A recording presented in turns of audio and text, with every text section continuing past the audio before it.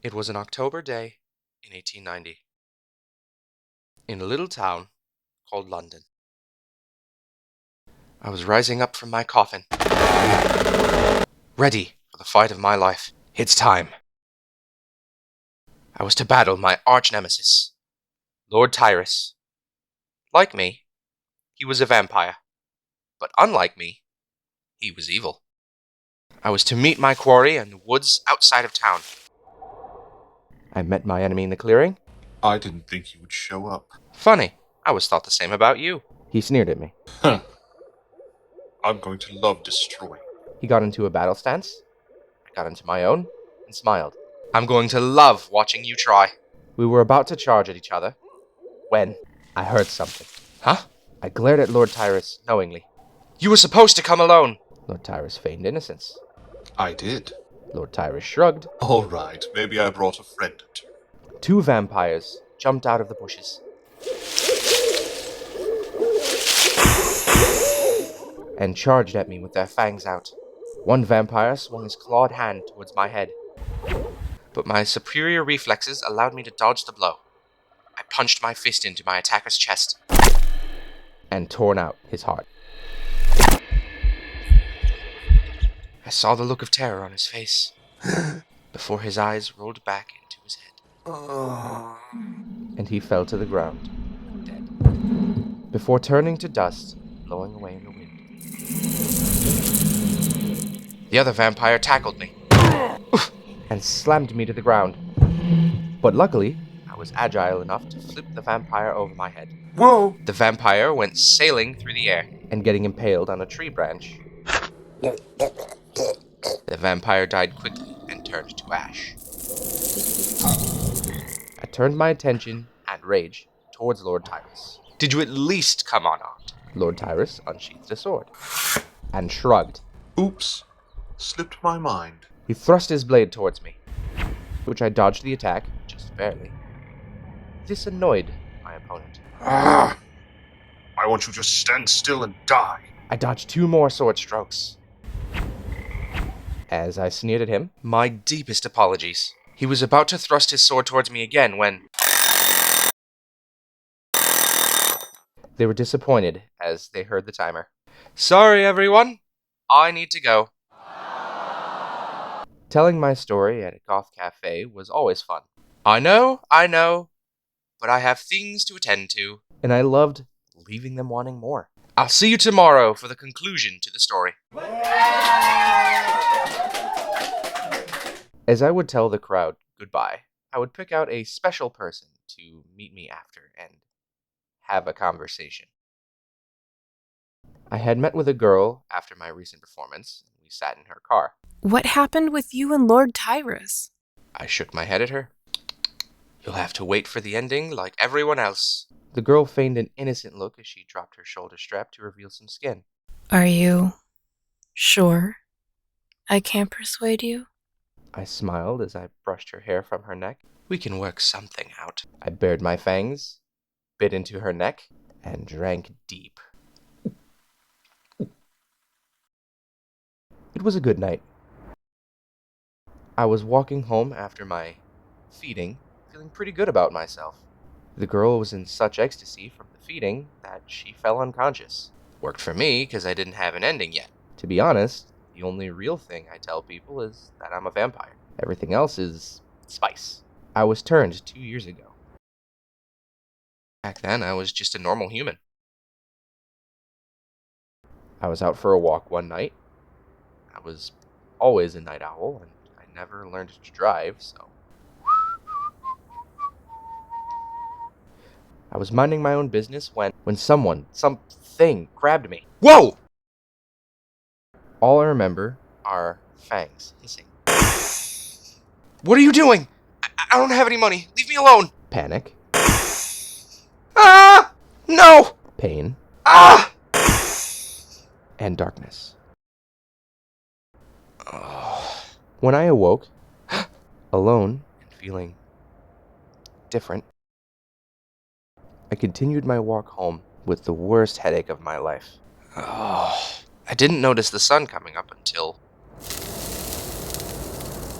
I felt the rays of the sun.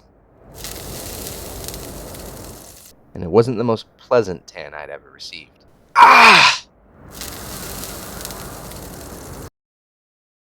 I ran into a nearby alley and dived into a pile of garbage bags.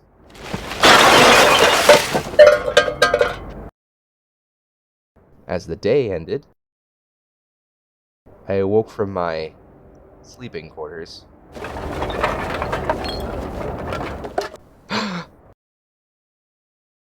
and I wandered into the night. Now, a vampire, having no idea what to do with myself. After 2 years, I figured out how to vampire. Anyway, I was walking home that night. Huh? And I took out my phone and read my notification. Oh no! I was late.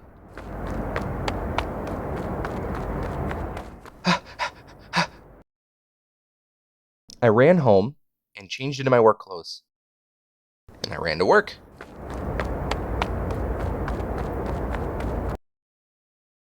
I got to work late, much to my boss's chagrin. You're late, Sam. Sorry, Jim, Save it. Just get to work.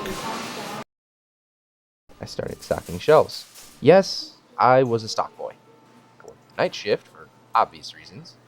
Even as a vampire, I still had bills. Once my work night had ended, I dragged myself home.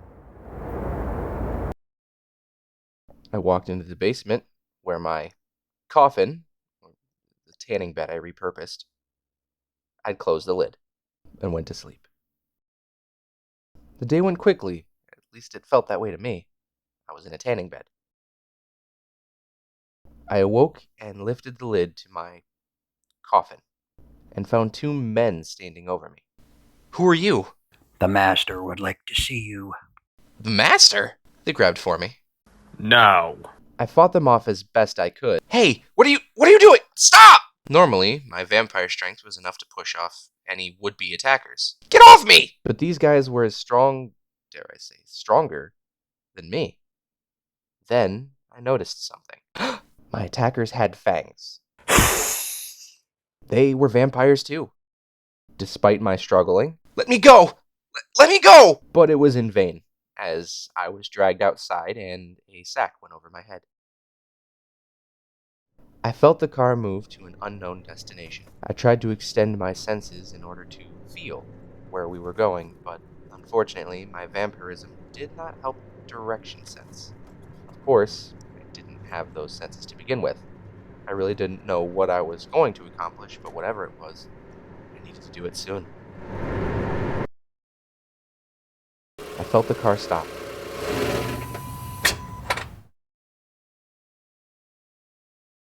I felt myself being pushed through a hallway.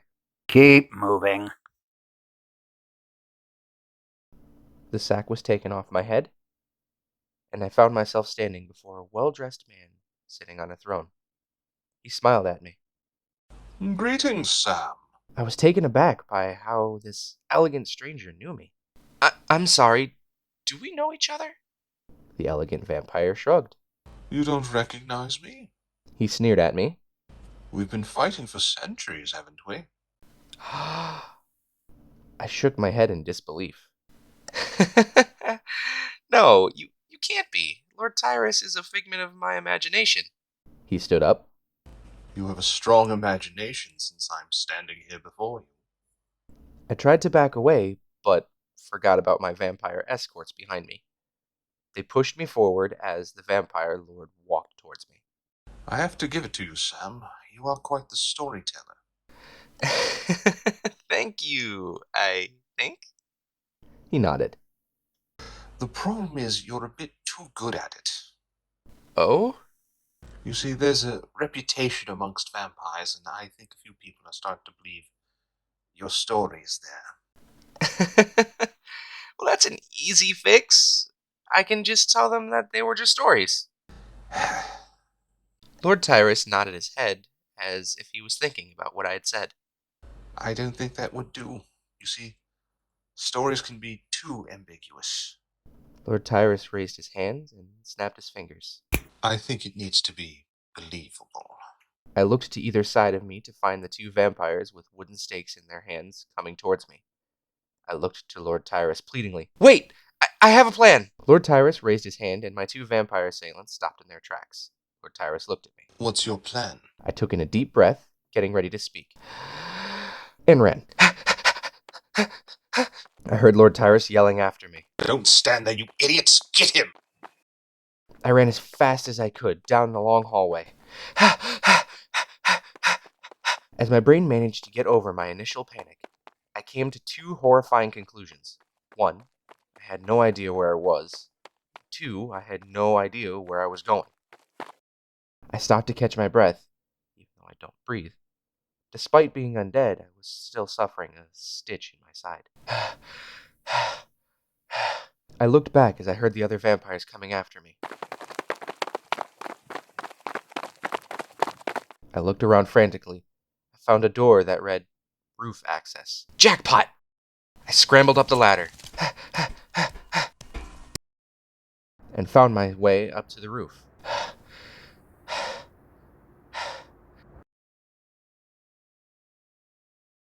I found myself looking at a sea of rooftops. I wasn't sure where to go until I heard people climbing up the ladder. So I picked a direction and started running.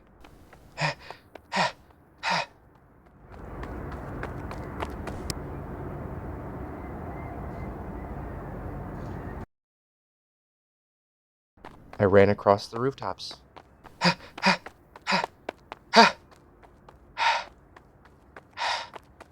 As I would occasionally look back to see my vampire pursuers running after me.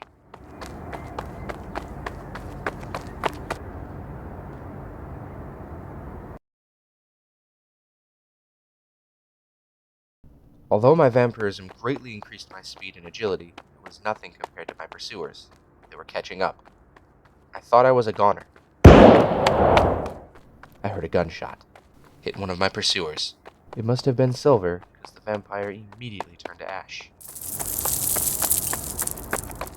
What the? Someone was firing a sniper rifle. I just didn't know if they were aiming at me or not. Until